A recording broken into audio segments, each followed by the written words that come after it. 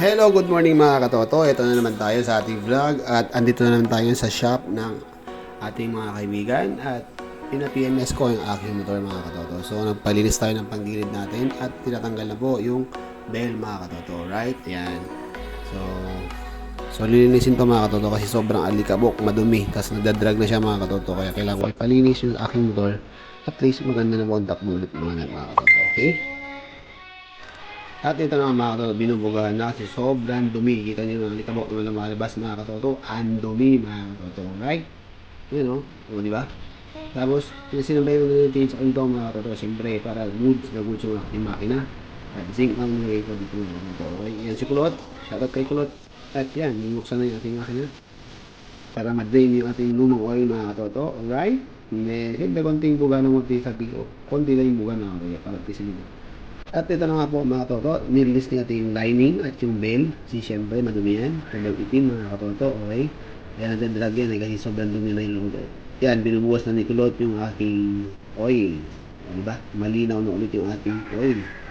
Para at least goods yung ating makina, okay? So, prevented natin yan para malinis. At inayos na rin yung ating bell. Nilinis na rin. At yung ating belt. Yan, pinapatuloy na mga to. At yan, siyempre yung ating cover.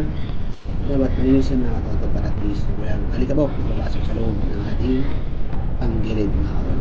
Okay? So yan, binabalik na mga katoto. Pagkatapos na si Dudong. Dudong ka rin. Ayan, nilagyan ng konting grasa yung ating loob ng ating panggilid mga katoto. Tapos lalagay yung lining. Tapos bell. Right! Then, matapos yung mga katoto at binalik na ating mga rosters mga katoto. Okay, yan na. Binigpita na mga katoto. At syempre, kailangan mahigpit na mahigpit dyan para at least goods for the ride. Maka-schedule tayo ngayong February mga katoto sa long time. Okay? Sa San Juan, Laguna. Right! And then, siyempre, tinalinas ko dito yung aking air filter para at least maayos yung takbo ng ating motor.